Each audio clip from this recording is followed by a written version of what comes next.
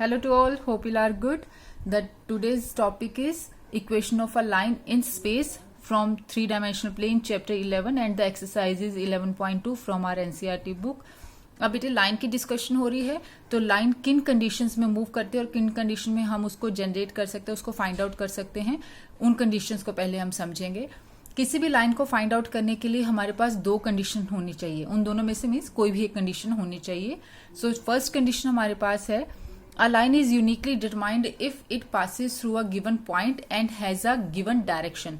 So अगर हमें ये बता दिया जाए कि लाइन किस पॉइंट से पास हो रही है और उसकी डायरेक्शन क्या है, तो हम लाइन की इक्वेशन फाइंड आउट कर सकते हैं. अब सबसे पहले इसमें एक टर्म आपने ये देखिए माइंड में रखनी है जब हम इसको कैलकुलेट करेंगे. अगर सपोज ये उन्होंने दे दी कि ये लाइन है, इस पॉइंट से पास हो रही है और इस डायरेक्शन में मूव कर रही है. अब हमें डायरेक्शन ये ना देकर ये बता दिया जाए कि लाइन इस पॉइंट से पास हो रही है और इसके पैरेलल है, ये दोनों पैरेलल है. और पैरेलल की कंडीशन क्या होती है, जो सपोज ये हमारा बी वेक्टर है और ये हमारी एल लाइन है, ठीक है बेटे. और अगर हमें पता है कि बी वेक्टर और एल लाइन पैरेलल हैं, इट मीन्स जो डायरेक्शन बी वेक्टर की होगी वही डायरेक्शन एल लाइन की होगी. सो अगर वो हमें लाइन की डायरेक्शन डायरेक्टली ना देकर उसके पैरेलल कोई टर्म दे देते हैं, तो हम वहां से भी डायरेक्शन फाइंड आउट कर सकते हैं विद द हेल्प. हमें पता है, हमने वेक्टर्स में डिस्कस किया था, if two vector A is parallel to vector B, then vector A can be written as lambda times of vector B. ये हमने वेक्टर्स में कंडीशन की है, तो हम इस कंडीशन को यूज कर सकते हैं. यहाँ पर इसकी हेल्प लेंगे हम, तो ये आपने माइंड में रखनी है. चलिए, अब जो भी आप बेटे आज हम टर्म्स पढ़ेंगे ना, क्वेश्चन तो 1 1 2 2 मार्क्स के ही होते हैं, बट हम इस टर्म्स को थोड़ा सा ग्राफिकली समझेंगे. उसको मैं ड्रॉ करके आपको बताऊंगी ताकि उसको आपको उसका मीनिंग पता हो. और इस चैप्टर में हमारे पास हर फॉर्मूले की दो फॉर्म्स होंगी, vector form and Cartesian form.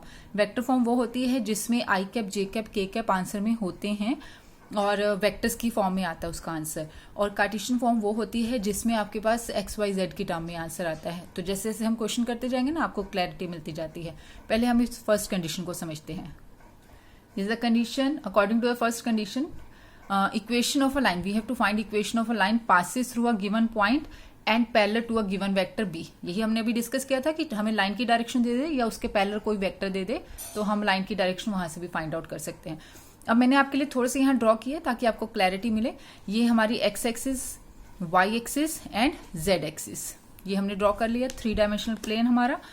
अब उसके बाद आपको ये हमें लाइन है जो हमें फाइंड आउट करनी है. ये जो यहाँ ड्रॉ किया हो ना, इस लाइन की इक्वेशन हमने फाइंड आउट करनी है. और ये लाइन एक पॉइंट से पास हो रही है अकॉर्डिंग टू द कंडीशन.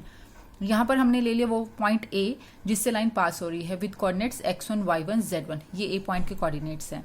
एक जनरल पॉइंट पी हमने ले लिया लाइन के ऊपर with coordinates x, y, z, क्योंकि जनरल पॉइंट है इसलिए x, y, z में इसको हमने मेंशन किया है. अब हमें पता है कि जब भी हम किसी पॉइंट को ओरिजिन से ज्वाइन कर देते हैं तो वो क्या जाता है, वो उस पॉइंट का बन जाता है पोजीशन वेक्टर बन जाता है. दैट मीन्स जब हम ए को ओरिजिन से ज्वाइन करेंगे तो हमें क्या मिलेगा, ओ ए वेक्टर. उस ओ ए वेक्टर को हमने रिप्रेजेंट कर दिया वेक्टर ए से. सिमिलरली आपने पी को ओरिजिन से ज्वाइन किया, you will get OP, vector OP. And vector OP को हमने किससे रिप्रेजेंट कर दिया है, वेक्टर आर से. जो भी जनरल पॉइंट से वेक्टर बनता है उसको हम आर वेक्टर से रिप्रेजेंट करते हैं एवरी टाइम. ठीक है बेटा, ये हमारे पास अब दो वेक्टर्स आ गए हैं. अब हमारी नेक्स्ट कंडीशन ये है कि हमें इस लाइन के पैरेलल एक वेक्टर दिया है. ये क्वेश्चन में हमें दे रखा है ना, parallel to a given vector B. तो हमने लाइन के पैरेलल एक वेक्टर बी ड्रॉ कर लिया. उस बी वेक्टर को हमने मेंशन किया है a i cap plus b j cap plus c k cap से. ये हमने एज्यूम कर लिया कि बी वेक्टर ऐसा होगा. ये दोनों टर्म्स अगर पैरेलल हैं, तो अभी हमने कंडीशन की थी ना, if two vectors are parallel then first vector equals to lambda times of second vector, A vector equals to lambda times of B. हम उसको यूज कर सकते हैं. यहां पर हमारे लिए वेक्टर हमने ले लिया पी ए पी वेक्टर. ये हमने ए पी वेक्टर ले लिया.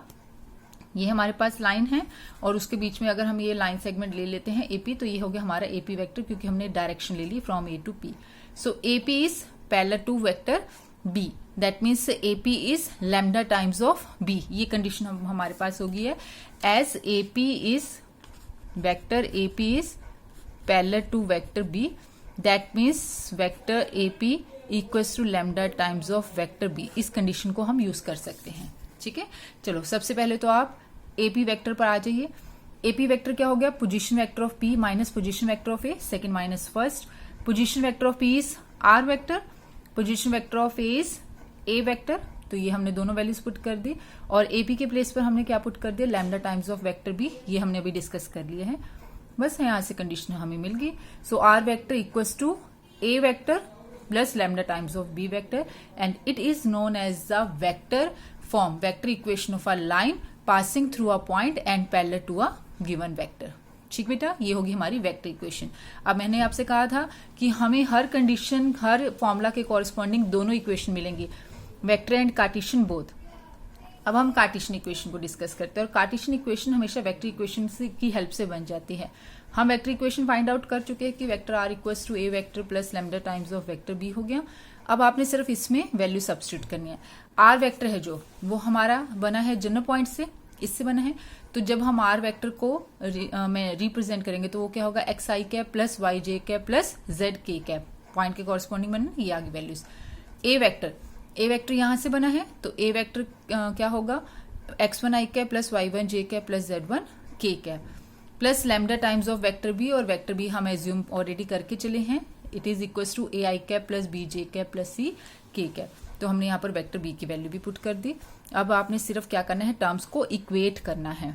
तो ये टर्म तो पहले एज इट इज में लिखिए, इसमें हमने कॉम्पोनेंट वाइज टर्म को इक्वेट पहले तो कंबाइन इकट्ठा करके लिखा है। तो ये होगा x1 plus lambda times of A into I cap वाली टर्म्स इक्वेट कर एक साथ लिख लिए।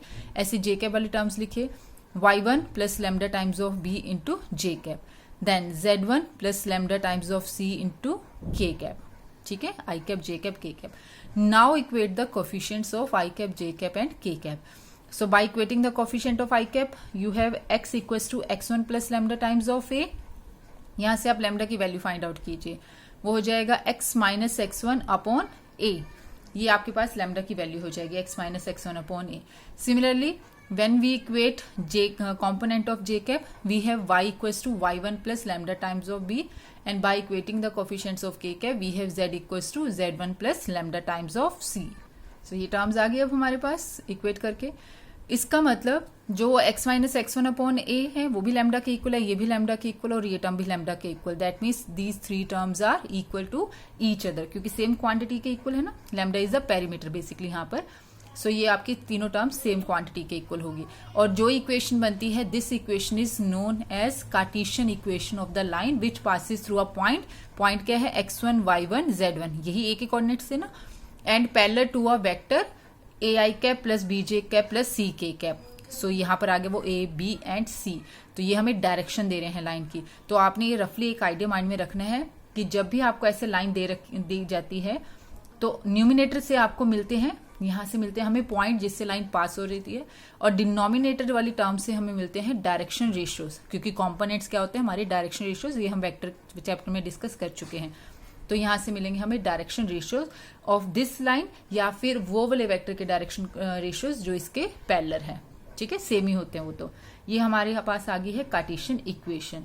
अब बेटा इसको आप थोड़ा सा और भी कर सकते हो, जैसे अगर हम इसको इन्हीं टर्म्स को मैग्नीट्यूड से डिवाइड कर देते हैं। ठीक है, डिवाइडेड बाय, यहाँ भी मैग्नीट्यूड मैग्नीट्यूड मैग्नीट्यूड इक्वल है ना, तो सेम क्वांटिटी हम ले सकते हैं। तो हमें पता है कि component divided by the magnitude वो क्या बन जाते हैं, डायरेक्शन रेशियो से क्या बन जाते हैं, डायरेक्शन कोसाइंस। और डायरेक्शन कोसाइंस हम किससे रिप्रेजेंट करते हैं, एल एम एन से। मीन्स यही इक्वेशन ऐसे भी रिप्रेजेंट की जा सकती है, X minus x1 upon L, Y minus y1 upon M, z minus z1 upon N, और एल एम एन क्या हो जाएंगे, लाइन के डायरेक्शन कोसाइंस। इसी से बनते हैं। जनरली ये यूज नहीं होती, बहुत कम यूज होता है, यूज यही होता है, बट फॉर योर नॉलेज से ये सिर्फ मैंने आपसे बताया। तो अब हमें मिल गई वेक्टर इक्वेशन भी मिल गई है, और हमें कार्टेशियन इक्वेशन भी मिल गई है लाइन की, उस लाइन की जो एक पॉइंट से पास हो रही है और एक वेक्टर के पैरेलल है। अब यहाँ से एक आइडिया और आपने लेना है कि मैं अगर आपसे ये बोलूं कि आप मुझे इस लाइन पर कोई भी पॉइंट फाइंड आउट करके एक जनरल पॉइंट फाइंड आउट करना है, जैसे वो एक्स वाई जेड है ना हमारा जनरल पॉइंट, पी से बना था ना ये एक्स वाई जेड। तो जनरल पॉइंट अगर आपने लाइन पर कभी भी निकालना होगा तो वो जनरल पॉइंट आपने ऐसे निकालना है। जो ये लाइन आ गई ना, ये हमारी लैम्डा की इक्वल थी ना, इक्वल्स टू लैम्डा थी, X minus x1 upon A equals to Y minus y1 upon B equals to z minus z1 upon C equals to lambda.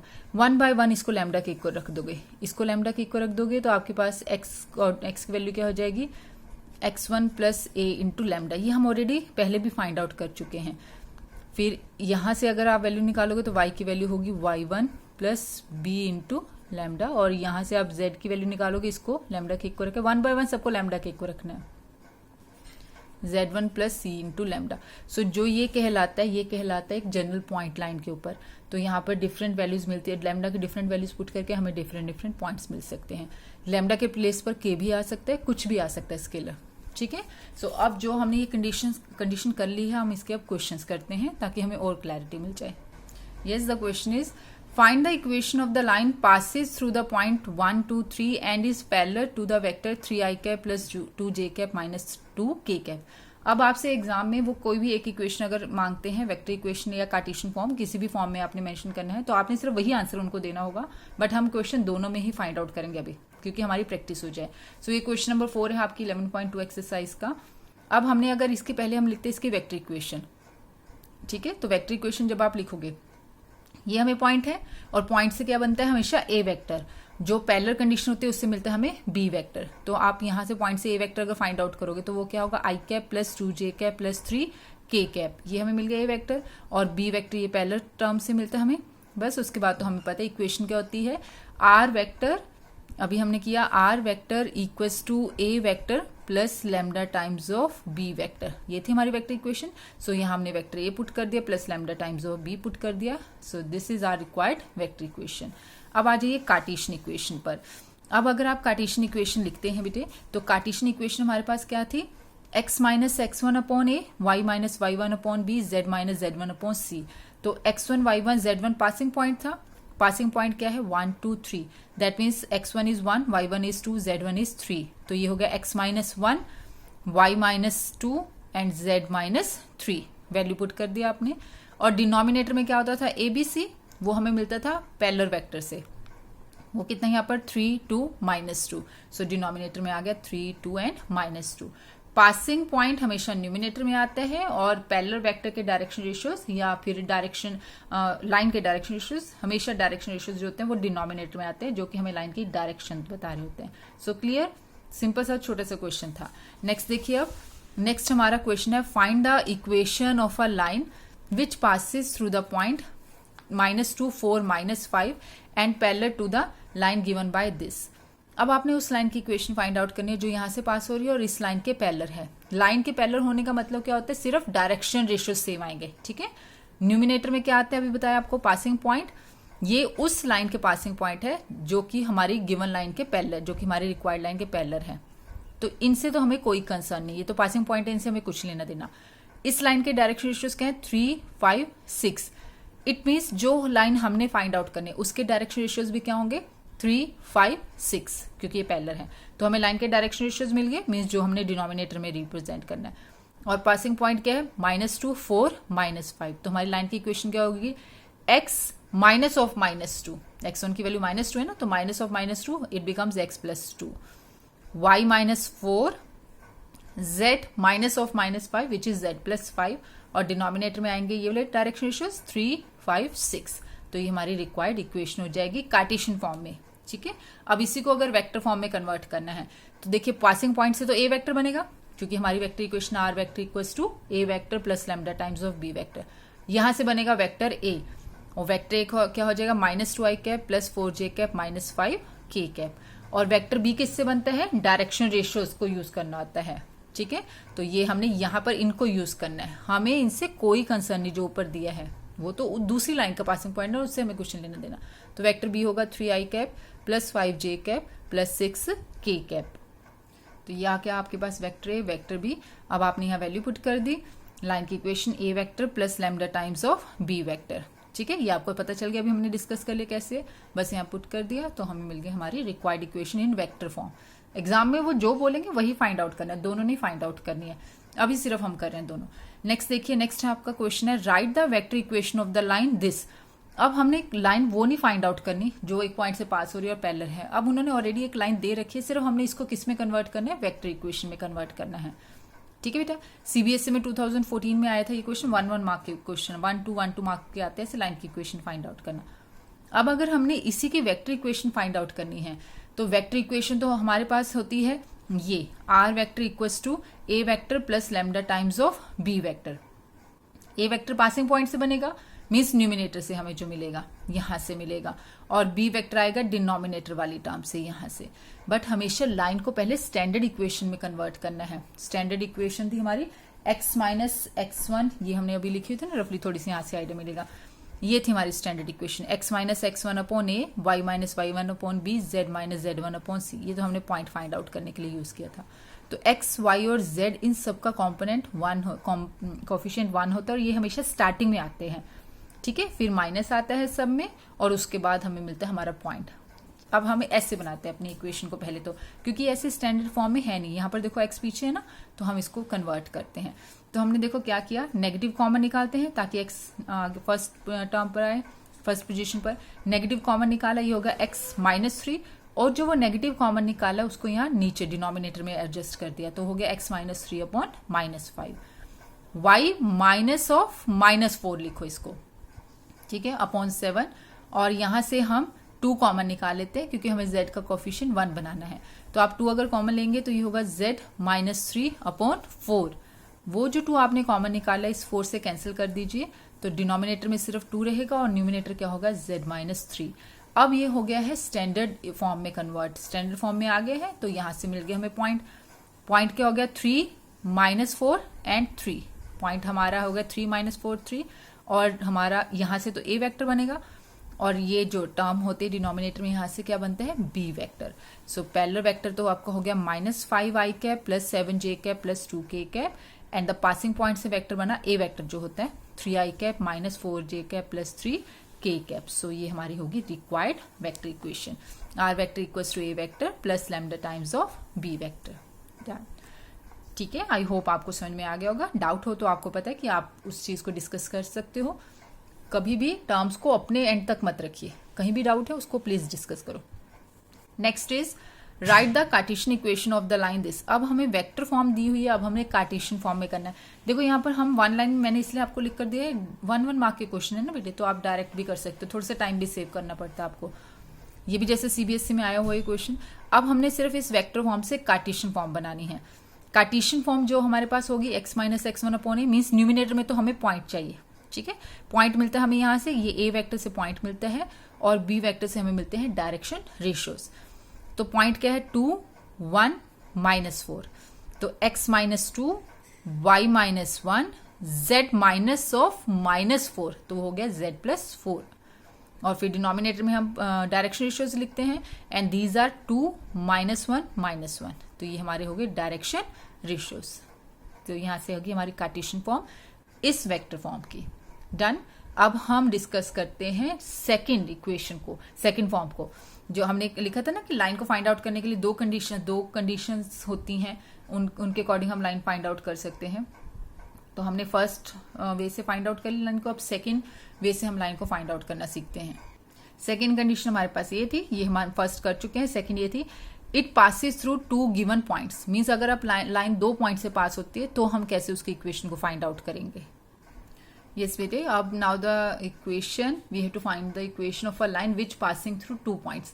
अब 2 पॉइंट से पास होने वाली हमने लाइन की इक्वेशन फाइंड आउट करनी है। फर्स्ट कंडीशन हम कर चुके हैं, पासिंग पॉइंट एंड डायरेक्शन। अब हमें डायरेक्शन नहीं पता, अब हमें सिर्फ 2 पासिंग पॉइंट्स पता है। चलो अब इसको भी थोड़ा सा ज्योमेट्रिकली समझते हैं, फिर हम क्वेश्चंस पर मूव करते हैं। Again X axis, Y axis and Z axis, ये जो आपको डबल एरो के साथ नजर आ रहा है, ये हमारे लिए होगी लाइन एल से हमने रिप्रेजेंट किया। अब इस लाइन पर हमें 2 पॉइंट्स गिवन है।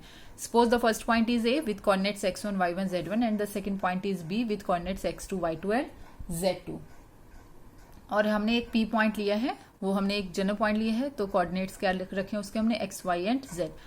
a पॉइंट को ओरिजिन से ज्वाइन किया, so we have a position vector and we mention this position vector as vector a। Similarly p को आपने ओरिजिन से ज्वाइन किया, the corresponding position vector is r vector. When we joined B with origin, we have again the position vector of this point, corresponding position vector of this point B, and we mention it as vector B.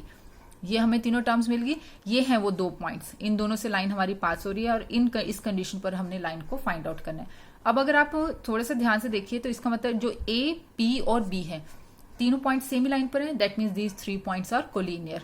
ठीक है, if these 3 points are collinear that means vector AP and vector AB, vector AP and vector AB, complete vector AB these two vectors are also collinear vector, same line पर बने, same line of support पर है, और अगर same line पर हमारे पास उसमें से कुछ भी वेक्टर्स बनते हैं तो वो कोलिनियर वेक्टर्स कहलाते हैं। और कोलिनियर वेक्टर्स पहले वेक्टर वाली कंडीशन के साथ ही मूव करते हैं। AP and AB are collinear vector, that means vector AP is lambda times of vector AB, ये हम कंडीशन यूज कर सकते हैं। ठीक है बेटे, तो यहां तक तो अब हमारे पास कंडीशन आ गई इस क्वेश्चन के अकॉर्डिंग, इस जो हमने यहाँ पर ड्रॉ किया कि AP vector AP equals to lambda times of vector AB। बस अब इसको पोजीशन वेक्टर्स की टर्म में थोड़ा सा चेंज कर देते हैं हम। पोजीशन वेक्टर से अब इसको लिखेंगे AP हो गया position vector of P minus position vector of A equals to lambda times of AB written as position vector of B minus position vector of A। अब position vector of P is R vector, position vector of A is vector A, lambda times of position vector of B is vector B and position vector of A is vector A। बस अब आपने इस A vector को आप left hand side right hand side पर ले आइए, तो R vector equals to A vector plus lambda times of vector B minus vector A and it is the required vector equation of a line which passes through 2 points. ठीक है, ये होगी हमारी vector equation. अब हम इससे बनाते हैं कार्टेशियन इक्वेशन, और हमें पता है कार्टेशियन इक्वेशन बनाने के लिए हम इसी वेक्टर इक्वेशन को यूज करेंगे। यस बेटा, अब हमारे पास वेक्टर इक्वेशन आ गई। अब हम कार्टेशियन इक्वेशन अगर स्टार्ट करते हैं तो R vector is xi cap plus yj cap plus zk cap, general vector होता है ये।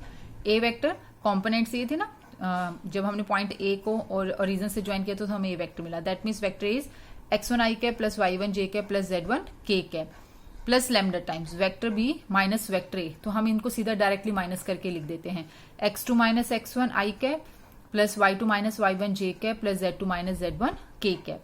अब आपने क्या करना है, अब सिर्फ आप जो ये टर्म है इसको लेके जाइए आप लेफ्ट हैंड साइड पर, माइनस कर देंगे तो x minus x1i cap plus y minus y1j cap plus z minus z1k cap equals to यही टर्म है, बस हमने ब्रैकेट ओपन कर दी तो लैम्डा हर टर्म के साथ मल्टीप्लाई हो गया, यहां तक आ गया। अब आपने कोफिशिएंट्स को इक्वेट करना है, सो आई कैप के कोफिशिएंट लोगे तो x minus x1 equals to x2 lambda times of x2 minus x1, यहां तक आया। यहां से लैम्डा की वैल्यू फाइंड आउट कीजिए, that is x minus x1 upon x2 minus x1 equals to lambda. Similarly y minus y1 equals to lambda times of y2 minus y1, so lambda की value होगी y minus y1 upon y2 minus y1, और z minus z1 equals to lambda times of z2 minus z1, और यहां से lambda की value आपके पास होगी z minus z1 upon z2 minus z1। अब अगेन ये तीनों टर्म्स लैम्डा के इक्वल है, दैट मीन्स ये टर्म्स आपस में इक्वल हैं, और यही हमारी रिक्वायर्ड कार्टेशियन इक्वेशन है। सो अगर 2 पॉइंट से पास होने वाली लाइन की इक्वेशन हमने फाइंड आउट करनी है 3 डायमेंशनल प्लेन में, सो वो क्या होती है x माइनस x1। देखो न्यूमिनेटर में फर्स्ट पॉइंट के कोऑर्डिनेट्स को माइनस करना है, x y z हमेशा सेम रहते हैं, उनका हमें कुछ नहीं चेंज करना। न्यूमिनेटर में फर्स्ट कोऑर्डिनेट फर्स्ट जो पॉइंट होगा उसके कोऑर्डिनेट्स को लेना है, और डिनोमिनेटर में से सेकंड माइनस फर्स्ट करना है every time, second minus first. तो यहां से आपको मिल जाएगी आपकी Cartesian form of a line passing through 2 points. अब हम करते हैं इसके कुछ क्वेश्चंस को, वो और क्लैरिटी आ जाएगी आपकी। Yes, the question is find the equation of a line passes through the point A and B। इन दोनों पॉइंट से पास होने वाली लाइन की इक्वेशन फाइंड आउट करनी है। अगेन हम वेक्टर और कार्टेशियन दोनों फॉर्म्स फाइंड आउट करेंगे, एग्जाम में आप उनके क्वेश्चन के अकॉर्डिंग आंसर दोगे। सो अब हम पहले मूव करते हैं वेक्टर इक्वेशन की साइड। ए वेक्टर बनेगा इस पॉइंट से और बी वेक्टर होगा इस पॉइंट के कॉरस्पॉन्डिंग। अब हमारी वेक्टर इक्वेशन ये होती है बेटा, so r vector remain same, vector A is 3i cap plus 4j cap plus k cap, ये हमने लिख दिया, plus lambda times of B vector minus a vector, तो आप डायरेक्टली माइनस भी कर सकते हो। 5 माइनस 3 इज 2, सो वो हो गया 2i cap. 1 minus 4 is minus 3, so it is minus 3j cap. 6 minus 1 is 5, so it is plus 5k cap. So it is the required vector equation of a line passing through these 2 points. अब आ जाइए Cartesian पर, और अभी हमने सीखा Cartesian के लिए क्या है, x y z लेने हैं न्यूमिनेटर में और उनमें से फर्स्ट पॉइंट को माइनस करना है, तो हो गया x minus 3, y minus 4, z minus 5, और डिनोमिनेटर में क्या करना है, सेकेंड माइनस फर्स्ट, सो वही 5 minus 3, then 1 minus 4 and then 6 minus 1। So आपके पास ये आपकी रिक्वायर्ड आगे vector Cartesian equation of the line. अब मैंने यहाँ पर क्वेश्चन हमारा यहीं पर खत्म है, ये वाला मैंने यहाँ 1 मार्क किया क्योंकि इसी क्वेश्चन को हम थोड़ा सा एक्सटेंड करते हैं और हम बनाते हैं इसको सीबीएसई का क्वेश्चन। सीबीएसई में दिया हुआ क्वेश्चन वो एक्सटेंड पूरा कंप्लीट था, बट मैंने आपके लिए पहले हाफ स्टेटमेंट डिस्कस किए, अब हम कंप्लीट स्टेटमेंट डिस्कस करते हैं। तो यहां तक तो आई होप आपको समझ में आ गया होगा कि अगर 2 पॉइंट्स दिए होते हैं तो लाइन की इक्वेशन कैसे फाइंड आउट करते हैं, वेक्टर एंड कार्टेशियन। अब ध्यान रखना 3 4 1 5 1 6 है, ठीक है। अब देखो आपकी वो स्टेटमेंट जो सीबीएसई में आई थी, find the coordinates of the point where the line through A B cross the X Y plane. अब हमने लाइन के कोऑर्डिनेट फाइंड आउट करने हैं जहां पर हमारी लाइन एक्स वाई प्लेन को क्रॉस करेगी, ठीक है।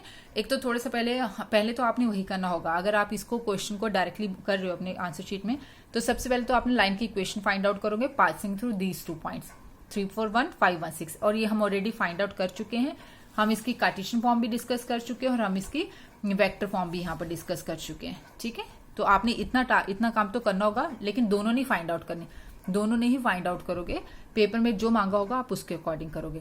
तो सपोज हमने कार्टेशियन इक्वेशन उन्होंने हमसे एग्जाम में मांगी होती, तो हम कार्टेशियन इक्वेशन फाइंड आउट कर चुके हैं।